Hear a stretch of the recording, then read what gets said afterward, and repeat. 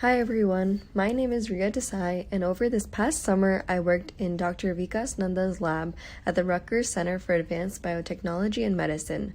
The focus of our project is to identify elastic proteins from the entire human proteome using a computational platform. So you may ask, what are elastic proteins and why are they important? Elastic proteins are a subset of fibrous proteins found in nearly all organisms. Their unusual amino acid sequences allow them to function as molecular springs.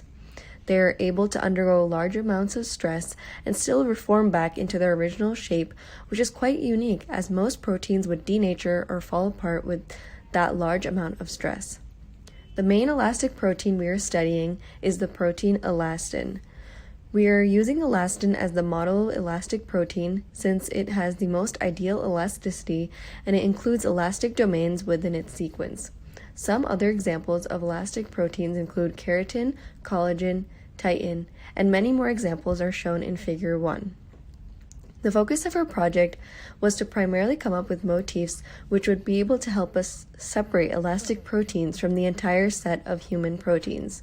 We decided to separate the proteins based on two factors. Our first parameter to separate the proteins is to sort based on their backbone entropy, which defines how flexible is the protein, versus water solvation entropy, which measures hydrophobicity, which is basically how the protein would react with water, whether it would like or dislike water. The results of this sorting is shown in Figure 3. The second parameter we used to sort was to calculate the amount of proline versus the amount of glycine present in proteins. Proline and glycine are two of the 20 amino acids found in proteins. These amino acids are unique to be found together in high content in globular proteins, however present in high content in the few identified elastic proteins. Proline gives a more rigid structure to the protein, while glycine gives the peptide a lot of flexibility. These two amino acids in high ratio in the peptide give the protein elastic properties. The results of this sorting are shown in Figure 4.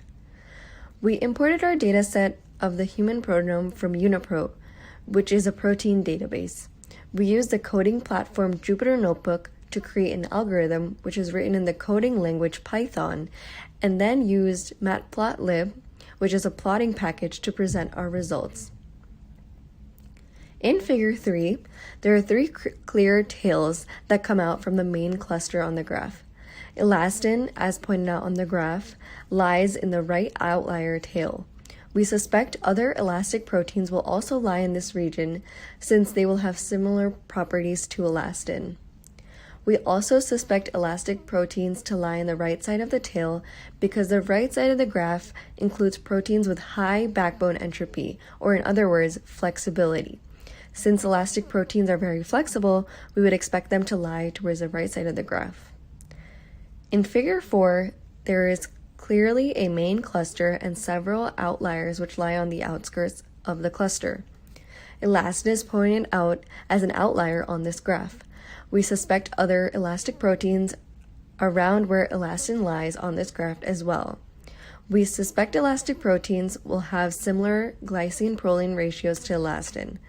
The region which is highlighted on the graph would indicate these suspected proteins will have a high content of proline and glycine, which is exactly what we expect to see.